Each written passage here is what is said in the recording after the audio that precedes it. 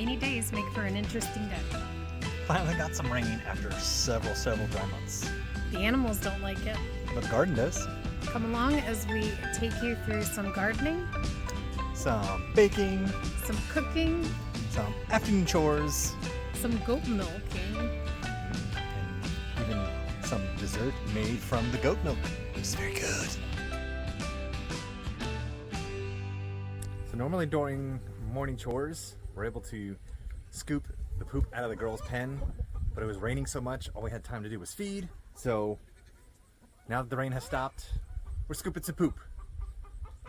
Got a little Coop scoop here from our good friends at Bejeweled Coop. It's got basically two tools in one. It's got the tines for us to rake stuff into a pile, especially on a day like this.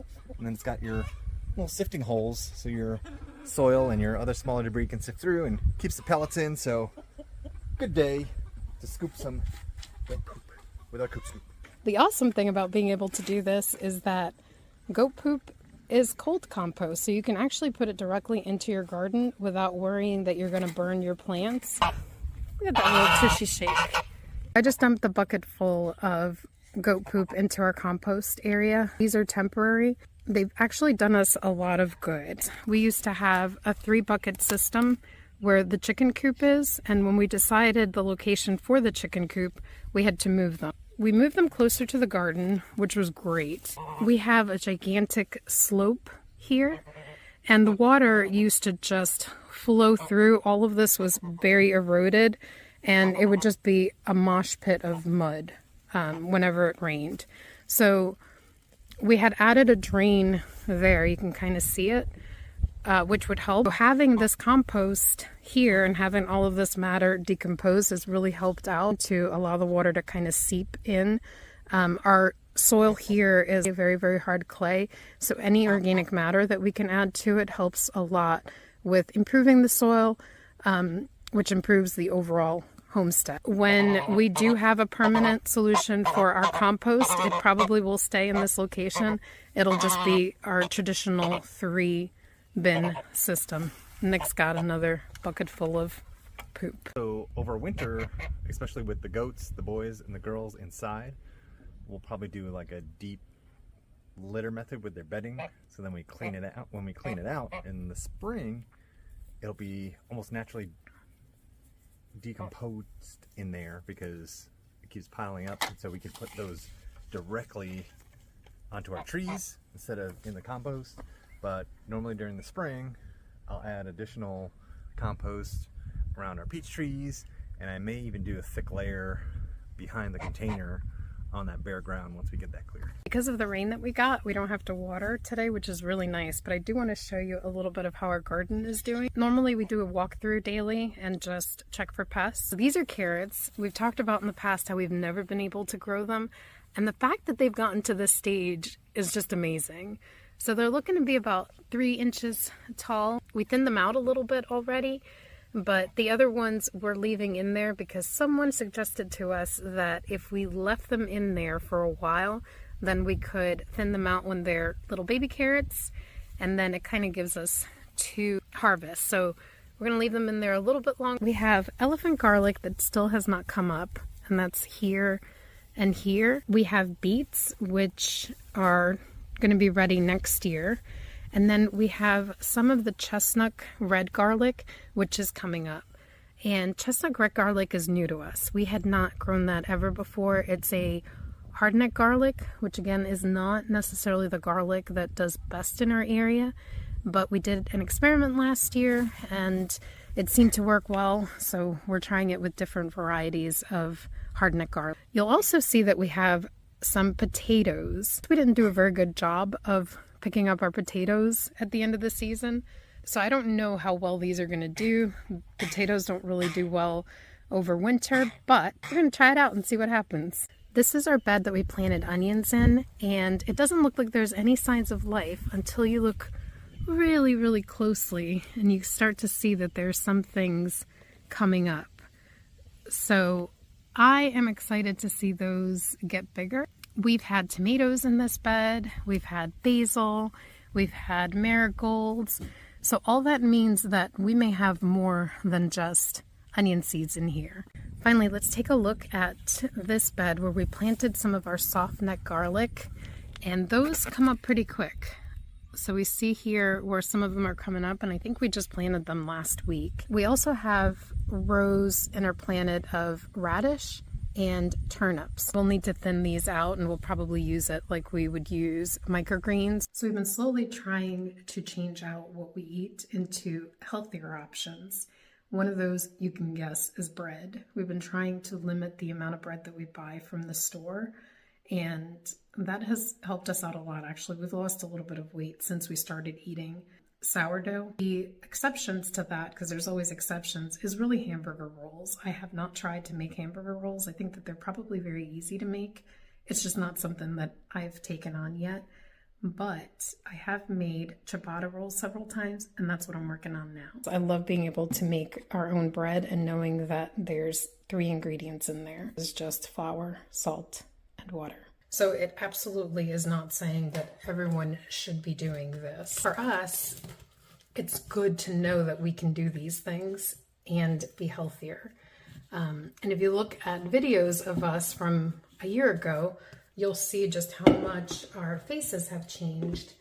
And again, I attribute that to being able to eat from our garden, being able to just make healthier choices, eat out less. So this dough is supposed to make 8 ciabatta rolls. So I'm just going to stretch it out into a rectangle, and then I'll make the cuts.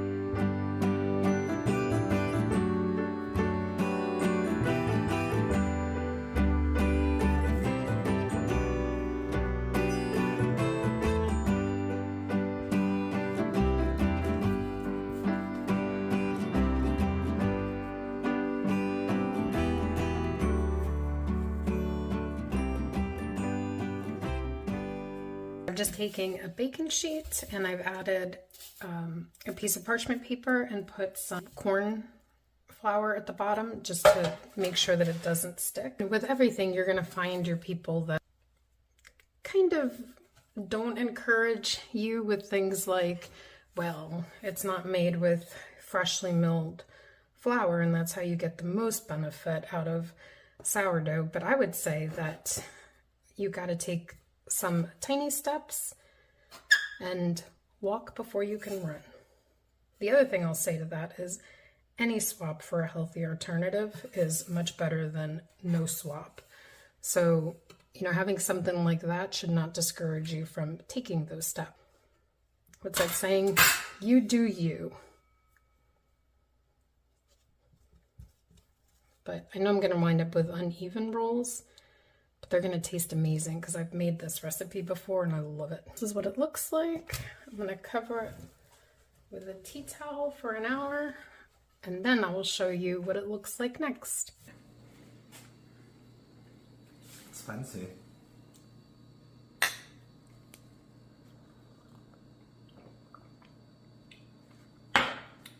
I'm at the halfway point, so I'm going to go ahead and turn them around, but look how pretty they look.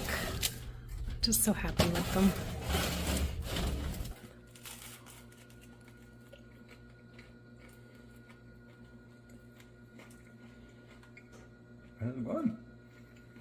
Your face says good. Actually, his face does not say good. His face said, what is this?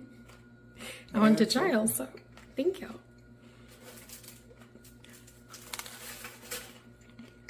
Oh, yum. It is really good. Mm-hmm. Very soft. And crunchy. Ciabatta with a little bit of butter. Oh, yum. So good. Maybe a good egg sandwich? It's evening chore time. I know you think that if I come in here, it means it's treat time. But right now, it's actually feed time. I'm getting your food set. Feed the stinky boys. They're very stinky. The feed is the same in the morning and in the evening. The only difference really in the evening is that we don't do all of the cleanup and that we don't do the hay right away. We give them hay later on when we tuck them in at night. Yeah. Yeah. All your stuff is inside. This is for the And the geese don't get fed until the evening. Got some grubs. They will want grubs. Oh, be nice to each other. Be nice to each other, especially you, Holly. Oh, Angela, do you want some? They like these grubs. These are black soldier fly larvae. And these are the Eaton pet and pasture. They go crazy for them. If you're interested in them, I have a code in our channel description. There's a link tree. So Brandy's going to go get milked. She is super sweet and she knows the routine, but it's not her favorite. Oh no, did you hear the bucks? Oh no, Brandy does not like it. So Brandy tends to just take her sweet time with everything. And I mean everything, like even to eat. She probably takes 2 or 3 times longer than the other girls to eat. And she just does this thing where she walks a little, stops, moseys. Reminds me of Snuffleupagus. If you know who Snuffleupagus is, you'll get it right away. She is Snuffleupagus. This is Midnight. She's a very sweetie pie. She's one of the original goats that we got. And this is Sweet Buttercup. Buttercup is a twin with Aurora. And Aurora has really pretty blue eyes and a gorgeous little brown nose. And Buttercup has these butter caramel color eyes, and she's got a pink nose. But these 2 girls are twins, and they are Rosalina's twins. And Rosalina came to us last year around November. She's super independent. Yeah, she's so independent, and I think that she's pretty much the herd boss. So nobody messes with Rosalina. And then we got Lucy. Lucy is one of the OGs. She is pretty spectacular. I only have nice things to say about Lucy. She brings the attitude. Yeah, she's got a lot of attitude, a lot of pizzazz, a lot of sparkle, a lot of joy. She's the party one. If you're going to have a party, that's who you invite. And you invite Lucy. And Lucy had triplets. It was her first year, so she's considered a first freshener. And that's all that means. When does have their first babies, they're called first fresheners. When they have their second births, they become second fresheners. But she had her first babies, which were triplets. And so we have Whitey. Here, he's a wether, which means he's been castrated. And he just got these beautiful, thank you, Lucy, for Lucy just knocked me over. But he's got beautiful blue eyes. And we've got the other part of the triplet. And let me get up from the floor. The other part of the triplet, which is Sweet Poppy. And Whitey is naturally pulled. Poppy is not. She's got the horns. She's just beautiful. She also has the sweet blue eyes.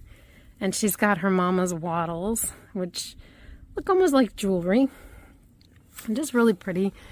And Poppy was the firstborn here on the farm. But the thing about Poppy is she's so sweet. She also has the wattles, which she passed down. And the other baby rehomed. Someone wanted a buck for their herd to start out with, so they chose, we called him Cinnamon, because he had nice, he wasn't all over white, he was more looked like a mix between Rosa and Brandy, had more of that brown color, and then the speckled white and black. So he's with the Cole family. He's being the boss, head sire of that family. And so that's the other one of Lucy's babies. She had horn before she came here. We have opted not to do that with our babies that were born with horns. The main reason for it is horns help. Sean and Gus have a lot to say. But basically horns help goats regulate their temperature. And with the crazy heats that we have here, we just felt like it was a good idea. Brandy decided now it's time. Yes, we're not there yet. But Brandy came with Rosalina from a very sweet family. And so she was about 1.5 years old when she joined us. And she's just pleasant as can be. And everything is on Brandy time. If you've ever heard of Island time, it's the same thing but with Brandy. She She's in no hurry to do anything. She's But still a little shy. mm-hmm. But she's getting You're used so to it. sweet. You're so sweet. You give the best milk. Super creamy. I think it's creamier than when we milked Midnight. So we milked Midnight first because when we got her, she was already in milk. So we milked her for several months. But I think you had the creamier milk. So Brandy's still a little skittish with milking. So if you notice, she is sitting perpendicular to the milking stanchion. And I don't put her head in between here because of the horns. She'll basically fight with this to get it out. But since this is the only place we can put the milk stanchion for now, I've learned not to fight. If she wants to face this way and she's calm, then that's great. So I got my milking pail with a little cover just to catch any hair or debris. And then she's watching me. And basically, I've learned that when she gets uncomfortable, she'll start moving her head or lifting her foot. And that's when I slowly take the pail out. But I try to go slow. Okay. She knows she's getting milked. It's a little uncomfortable, right? Yeah, I know. You're doing a good job.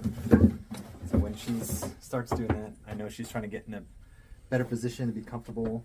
I know some people put something around the back legs to make them not kick, but I don't think that's fun or fair. So you're still learning. So I say, what you got to be able to read your animal. So you're a lot different than Midnight. So I know when she's going to get restless, and I just stop and we try again, and then try to say sweet things to her. Okay, girl, you ready? Yes. Okay.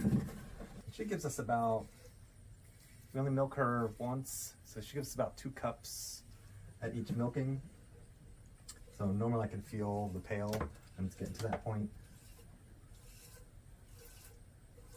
And then she'll tell me pretty much when she's done because she'll start lowering her head and pushing me off.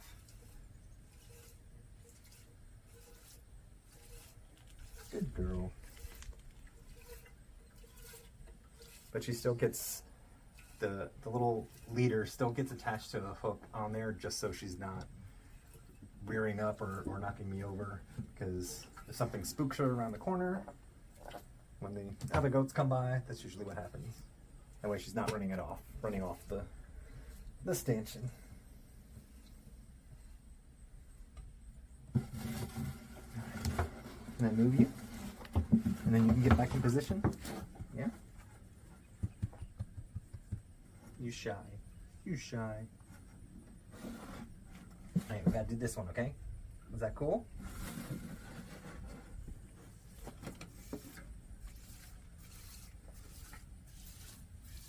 And goat milking we actually learned from our co-op Homestead group that we have. They have a goat milking class and how to take care of your dairy goats. So learned a lot from that. We actually got Midnight and Lucy from the person that teaches that class. So super happy with that group in that class. I know, Brandon, you're not happy. You're just like, get it done. See how she's nudging me with her horn. She wants me to hurry up. I know. I'm taking my time. I'm sorry. But you're doing awesome. You know that, right? You're doing awesome. And there'll be plenty of stuff out there for you to eat, okay? Cool? And I've already sprayed her down her teats with homemade teat wash that we've made, and we should have a video available on how I made it. So it's just some colloidal silver we made in some distilled water with some Bronner's lavender soap, some lavender oil, some eucalyptus, and some tea tree oil mixed in. And that's all we've been using to wipe and clean. And, you know, very happy with it. Smells good.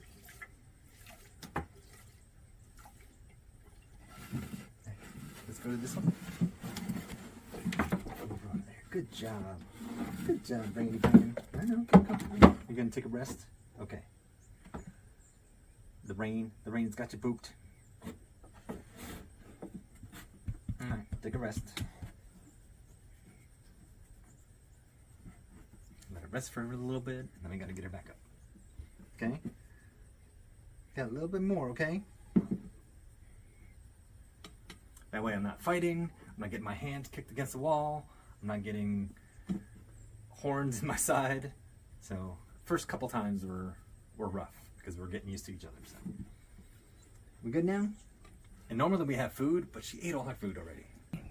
And I think one of the reasons why she likes to go perpendicular instead of long ways is because she wants to see all around her, and I think the walls sort of block off her view of the surrounding, because they are prey animals.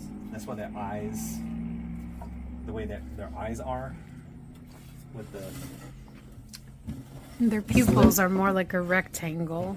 so they can see. I think it's like 300 some degrees around them. So this way, when she's facing this way, she can see all the open field and stuff, and then she knows she's up against the wall in the back here. So I know you're sliding. You're sliding, girl. Yeah, get your feet. Oh, here comes the other girls. All right, Rosalina, you got to control your babies, okay?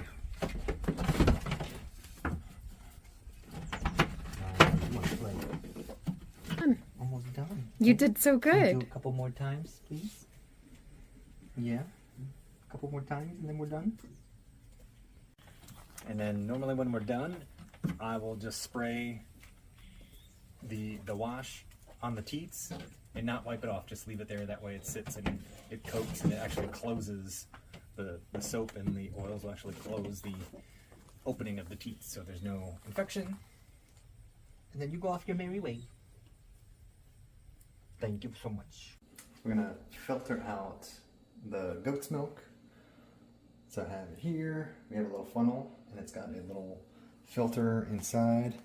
Normally we get between 14 and 16 ounces, so it's a little late today, so I'm thinking it's maybe the rain, because sometimes stress can cause difference in milk production. So let's see what we got.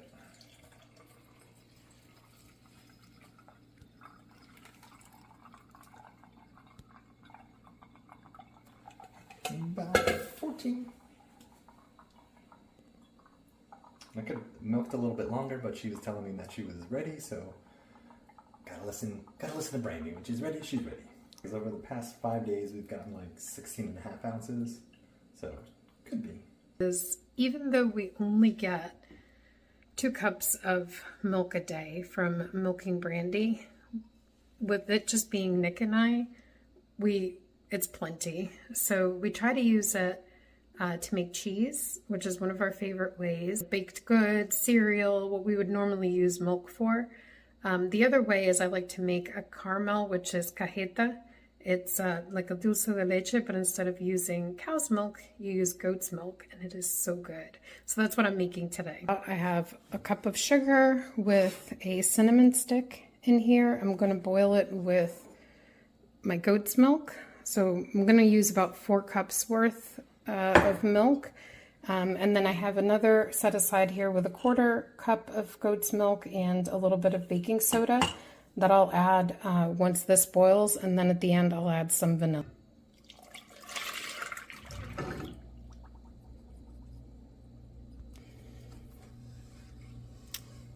The big thing with cajeta is that you do have to keep an eye on it so that it doesn't boil over. So it's not something that you can just set aside and go do other things. And that's why I hadn't done it until now.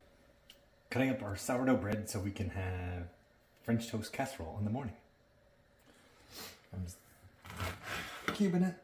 I'm gonna add our egg mixture, milk mixture, and then put it in the fridge. Everything that's in this recipe is the bread we've made, the eggs from our chickens, the milk from our goats. The only thing is the cinnamon and vanilla. It's gonna taste awesome. I've been stirring the milk for off and on probably about 30 minutes, but look at the pretty caramel color that it's getting. And our cajeta is done. I'm gonna take it off of the stove, pull out the cinnamon stick and add some vanilla, and then it'll get cooler and we can use it to top many things. Ice cream, brownies by itself. So that's what a rainy day looks like at about 6 acres. Thank you for joining us. And don't forget, you are awesome and you are loved. Bye.